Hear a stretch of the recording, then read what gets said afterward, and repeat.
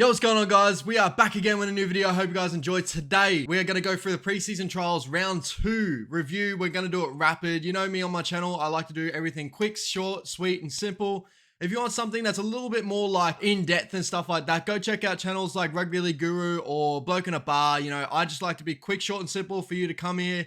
Easy, digestible content. And then if you want those long form sort of content and that, I think those guys are fucking amazing for what they do for the content game. Big year ahead of us too, guys. We're gonna go through our Supercoach team hopefully very shortly. I'm gonna do Supercoach more so than fantasy this year, so I'm gonna be doing a whole lot of content around my Supercoach team and that. Again, I'm not the most professional Supercoach player, but I think we can have a lot of fun with it.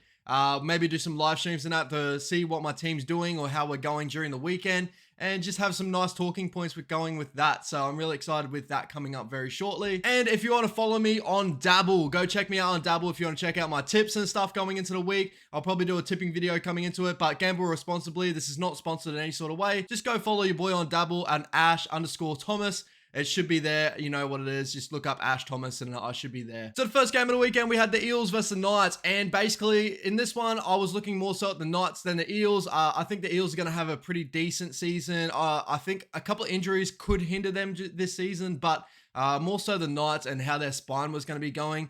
I thought, honestly, with the first like 20 to 30 minutes, I thought the Knights spine was connecting really nicely. I thought Jacko was putting the team in the right places for Kalen Ponga and Lockie Miller to produce some special things, which happened in a couple of aspects. Like there was the first try with Dominic Young where Lockie Miller put the perfect pass on and he had a lot of space there to do it. And then we saw Ponga put Bradman Best for a barnstorming run, which started off so well with the boys there. So I'm excited for the Knights spine to see what it grows into. I'm not too sure how it will go overall this season, but I think that's probably the best lineup they're going to be having to have. If it does not work out, I really don't understand the Lockie Miller signing. I think that's a pretty crazy thing to happen if they put Ponga back at fullback. I think Lockie Miller should have locked down that spot right now, but yeah, that's my thoughts on that one. I do think I want to pose a question to you Knights fan as well, just quickly before I go through the Eels and move on to the next game. If Adam Elliott comes back, where do you think Adam Elliott's going to play? Would you put him on the edge with Kalen Ponga? That will probably be my option. I did like Kurt Mann at 13 a lot. I saw it a lot last year, but I thought Adam Elliott probably had his best performances at lock. It's really up to you guys. I reckon he does offer a bit more than Fitzgibbon does, definitely in defense and offense. I think overall he offers a bit more, but you know, I want to see your opinion on it. If your best lineup, if you reckon have Fitzgibbon and then maybe have Kurt Mann come off on 14, I think that could be the way to go as well. Like, you know, maybe it bolsters up the bench a little bit better, but definitely put in your comment section down below. The last one I want to touch on to coming onto the Knights, I thought their defense was a bit shot. You know, obviously Kalen Ponga is going to take a little bit of time, but that is what it is. But I thought Greg Marju had a fucking game out, and I thought he was amazing in this one. So I'm really excited to see how he goes this year. Obviously, the biggest thing with him is defense, but I'm sure the Knights will try and tune in on that and fix up a lot of those issues. With the Eels, I'll quickly touch on it because I thought there was a really great performance all round. I thought Gutho played amazing. I thought Mitchell Moses played amazing. He picked apart Ponga on that edge quite a bit. I thought Penasini looked really, really strong coming into this year. Definitely a guy maybe to watch out for your Supercoach teams and this and that. I don't know if he's priced really relative to it, but I thought Penasini had a really good game here. And I thought Sini had a really good game in this one as well. I think Sini's going to crack that center role on the other side of the field next to Mike Acevo. So definitely watch out for that one. And I thought Jermaine Hopgood, I think now Rugby League Guru has nailed it on the head again. Jermaine Hopgood looks amazing in this one. I'm excited to have him in my Supercoach team, and I reckon he's going to have a great year this year. So the next game, we had the Manly Seagulls beating the Roosters, and the first thoughts I have is, oh my fucking god, how good did Manly look to start the game. I thought the Roosters' performance wasn't too great, but I thought Manly just came out and looked slick as fuck. Honestly, I'm really excited to see Schuster and the more growth he's going to have in that position. Obviously, he ran around with Cooper Johns, who had a really good game in this one, but when DCE comes back, I think maybe that offense is going to be a little bit better, of course, when you have someone like that caliber comparatively to Cooper Johns, who actually played really decently. I don't want to take away from Cooper, but yeah, that's pretty much how it went. Yeah, Joshy Schuster looks silky as fuck. I thought Kelma Tuolungi looked silky as well. He looked damaging on that edge.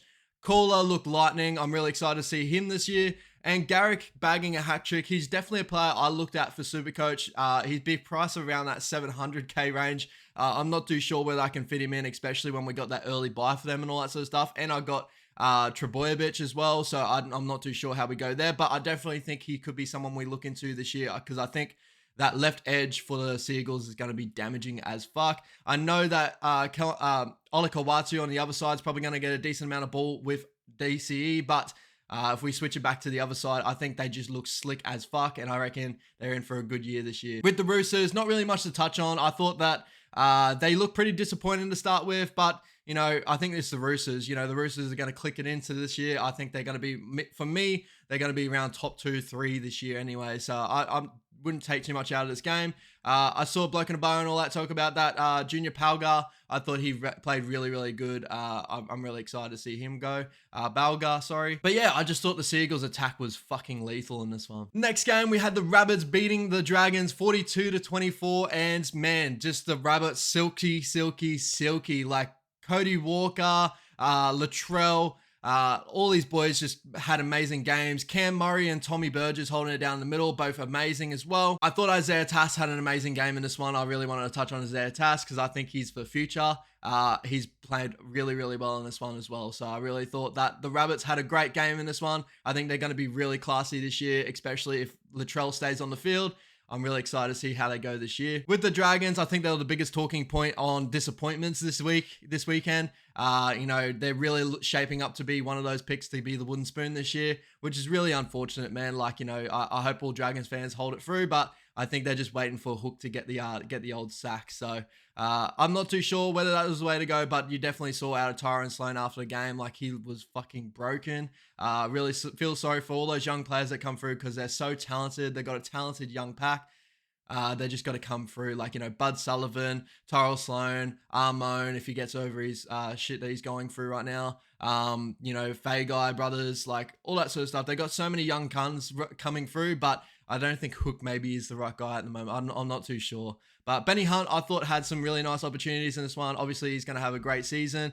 Went for a 40-20 in the first half, nearly got it off. And, you know, I think he's just in for that one of those seasons. I think he would be the reason maybe if they don't get a wooden spoon, but I don't know if he's enough this year, to be honest. Probably the biggest talking point out of this weekend, St. Helens beating the Panthers. I won't touch on St. Helens too much because I thought, fuck, you know, I don't watch too much Super League, so I can't really touch on that. But what a performance, man. They came over here, they had one job to do, and they wanted to get it done, and they looked amazing doing it. So Roby had an amazing game. Jack Wellesby played awesome as well. Definitely a couple of players I really look into, but I thought Curtis Sirinen had an amazing game in this one as well. And it was great seeing Connie Harrell get around for another run there. So I thought they had all really, really great games. Well done to St. Helens. With the Panthers, obviously, it was a little bit disappointing. I didn't see too much out of him in this one. I thought Luke Garner had a disappointing game. Definitely maybe played himself out of my Supercoach team, depending on either him or Zach Hoskins. Definitely waiting on Sonny Luke to see how he goes. He'll probably go early on in the season. He'll probably be either that bench hooker. He's definitely one I want to watch out for. Especially for Supercoach and this sort of stuff. I thought Critter had an up and down game. He had moments where he changed the game and he had moments where it swayed towards the other team's favor. But I think, you know, he's a classy player. He'll pick it up later on in his years. I just think that, you know, the biggest missing pieces obviously is Coruscant and Kickout. I think that Coruscant, you know, through the middle definitely helps so much for the forward pack. But I think the opposite end of the spectrum as well with Kickout, I think he had the intimidation factor that really helped the Panthers on that edge. And I honestly think that intimidation is gone. I think Tungo's going to have an amazing year this year, but I just don't know.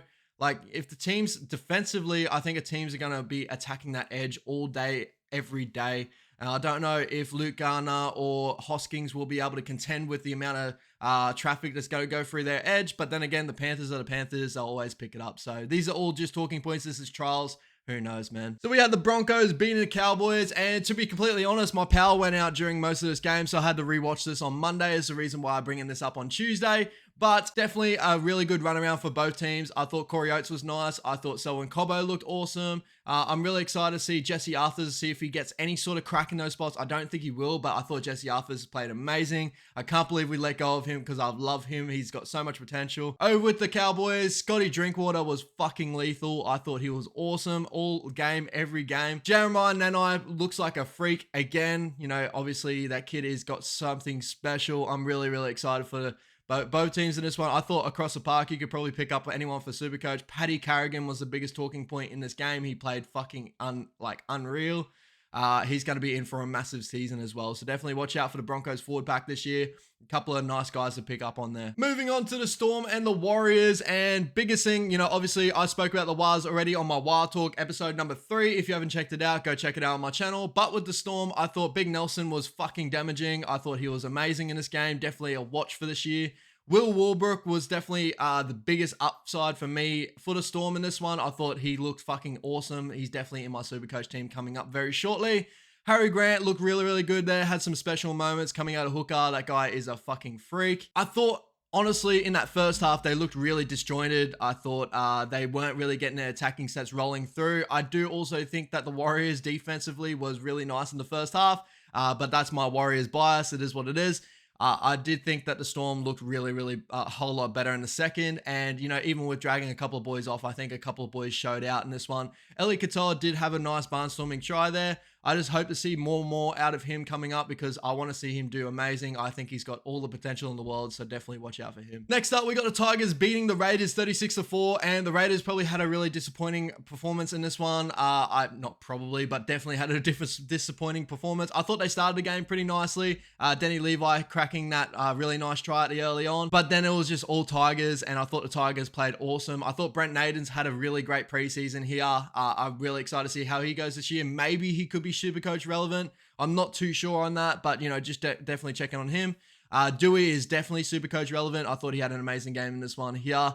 Tommy Talau looked awesome finally after last week, obviously being in a better lineup this week obviously helped him so much more. Definitely watching out for him in the future. I'm probably going to maybe plug him in somewhere, who knows, but I thought he looked awesome. And Junior Tupou looked awesome in this game as well, so definitely watch out for those sort of boys. Sean Bloor had some silky moments in this one, but I'm not sure if he'll be good enough to crack the starting lineup here. And if he's not in the starting lineup, maybe he's not the way to go for Supercoach.